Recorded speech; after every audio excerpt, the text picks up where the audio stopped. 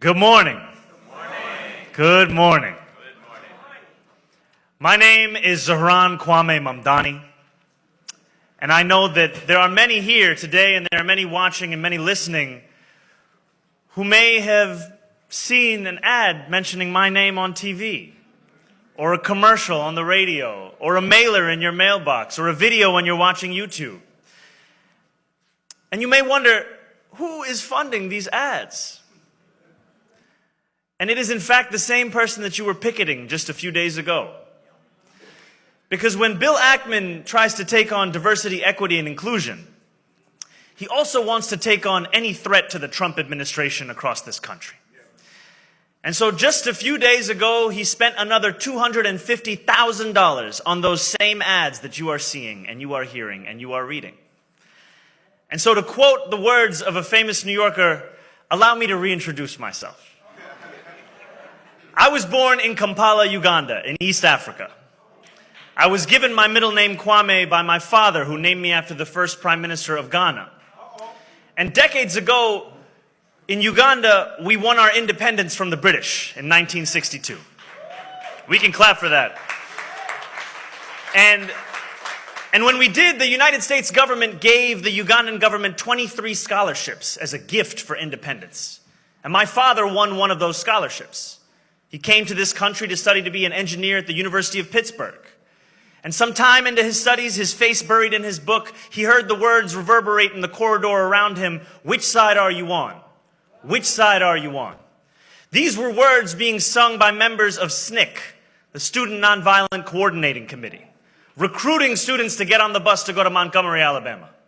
And my father got on that bus. He marched. He was hosed down. He was thrown in jail. He was given one phone call.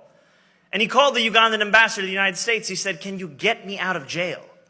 The ambassador said, "What are you doing in jail? We sent you there to study."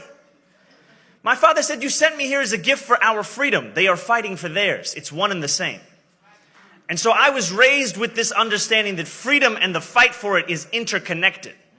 And as I look across this city today, I am reminded that freedom is only worth as much as our ability to exercise it.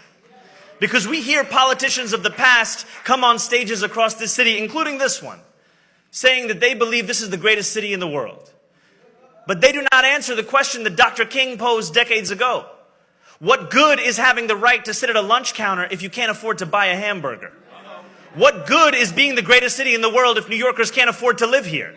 What good is it if our own people cannot afford their rent, their childcare, their groceries, even $2.90 for their Metro card? What good is that but making a museum of what once was in the city that we love? And so I stand here before you as an assembly member running for mayor with a very simple message. I am running to make the most expensive city in the United States of America affordable. I'm running to make it affordable for the working and middle class New Yorkers who built this city. And I also know that to run, to believe, it is not enough in and of itself. Because we know the words of James 2:14. Faith without works is death. If we believe in something, we must deliver something. That is how we will be judged. And when I believe in affordability, I will deliver it by freezing the rent for more than 2 million rent-stabilized tenants across the city of New York. When I believe in affordability, I will deliver it by making the slowest buses in the country fast and free. When I believe in affordability, I will deliver it by finally bringing universal childcare to each and every New Yorker across this city. But I know that there are many who say that when you stand for what you believe in, you lose your ability to win. And I actually think of the words that Reverend Sharpton shared when he was running for president. He shared, there are those in the Democratic Party who have driven the party further and further to the right in the name of a winning strategy. And it seems that it is their presumption that the only way to be electable is that progressive forces and people of color must voluntarily turn into invisible people. And I have spent this campaign speaking to those so-called invisible people. I have spoken to the New Yorkers who do not see themselves in their politics, do not see themselves in their politicians, and do not see themselves in the policies that are being proposed. And what I have found is that it is time to bring those from the margins to the mainstream. It is time for us to make every New Yorker visible across this city. But when we stand up and do so, we will face the wrath of all the money in the world. And so right now you will see more than $20 million being spent against me, $20 million being trying to redefine me. But let me tell you who I am.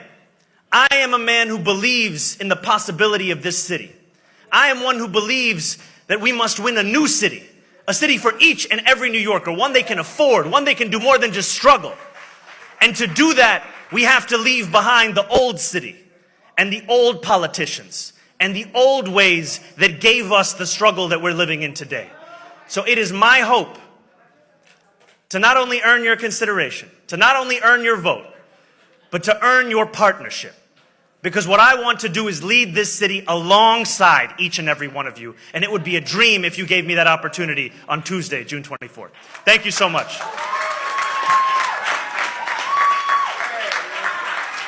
Zohran, mamdani. Now, you know, I told all the candidates they had 5 minutes, but I didn't tell them the other prerequisite. You see, Zohran don't play fair. To quote Sharpton in front of Sharpton.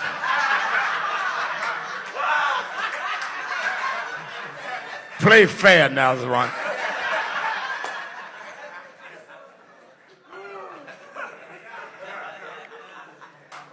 That was a chess move there. That's checkmate.